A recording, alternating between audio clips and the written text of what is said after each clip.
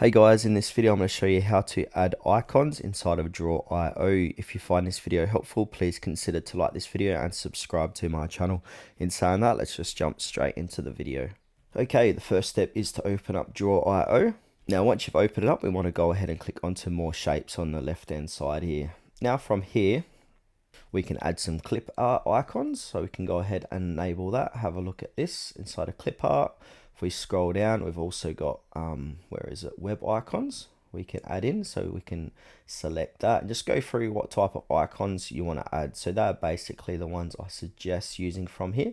Then once you've found them, go ahead and click on apply. Then on the left hand side, we can see all the different type of clip arts icons we can use, and also those web icons. So if you click on web icons, and you can see all the different ones we can add in from here.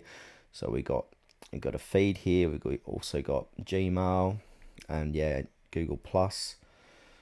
Not sure if that's still around. So yeah, that's all the different icons we can add in.